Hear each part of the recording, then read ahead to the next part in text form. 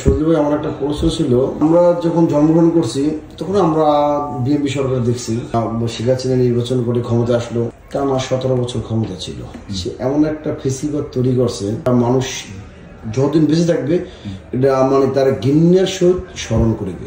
তার মধ্যে ছাত্ররা সবচেয়ে বেশি ভূমিকা রাখছে। এখন আমার মূল কথা হচ্ছে, এই দেশটা কি আবারও ফেসিবাদ তৈরি হবে, না এর চেয়ে আমরা কিছু ভালো কিছু পাবো? আমার যে অ্যানালাইসিস বা আমার ক্ষুদ্র জ্ঞানে যেটা ধরে, এটা হচ্ছে আমরা আবার ফেসিবাদের দিকে আগাচ্ছি। কারণ আমরা ধরেন একটা এলাকায় যারা বিএনপি করে বা আওয়ামী লীগ করে বা অন্য দল করে, যারা আওয়ামী লীগ করা মানেই যে সব লোকগুলো খারাপ ছিল তা না। আমাদের মূল সমস্যাটা কোন জায়গায় জানেন? আমরা যে দলই করি আমরা কিছু পাইতে চাই। আওয়ামী লীগ বলেন, অন্য দলগুলো যেগুলো বলেন, একমাত্র ইসলামিক দলগুলো ছাড়া। আপনি দেখেন এই যে শেখ হাসিনার আমল 17 বছরের, এর আগে একটা আমল ছিল না? 1971 সাল থেকে কি শেখ হাসিনা সরকার গঠন করছে? না। আচ্ছা, আপনি বলতে পারবেন 1971 সাল থেকে এই পর্যন্ত 2025 সাল পর্যন্ত দেশটা একদম স্মুথলি চলছে? এই 17 বছর যা বাংলাদেশে ঘটছে তার 17 বছরও ঘটে না। এই যে কাহিনী আছে 17 বছর, 1971 সাল থেকে এই 17 বছর কোন রাজা ক্ষমতায় ছিল? 17 বছর কোন প্রধানমন্ত্রী যদি থাকে বাংলাদেশে একমাত্র ইসলামিক দল ছাড়া, এর চেয়ে কম হবে না। একটা দল যখন 17 বছর ক্ষমতায় থাকবে তখন সে ফেসিবাদী হবেই।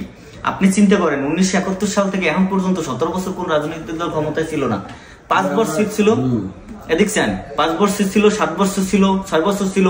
এই 5 বছর 6 বছরে বাংলাদেশের দুর্নীতিতে 1 নম্বর বানাইছে, এরকমের দলও আছে।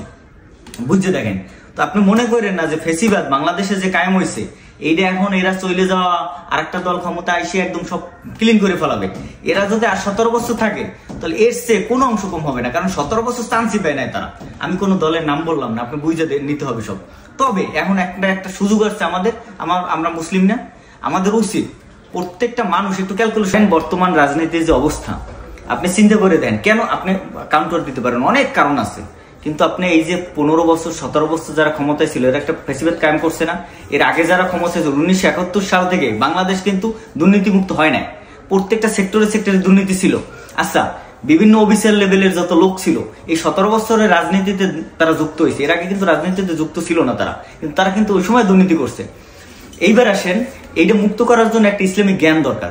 আপনি এখন চিন্তা করতে পারেন যে যারা ধর্ম ব্যবসা করে, অমুক ব্যবসা করে, নাটক করে, এই সেই, তাদেরকে আমরা ভোট দেবো কিনা? কেন দেবো? আমি আপনার একটা কথা বলি।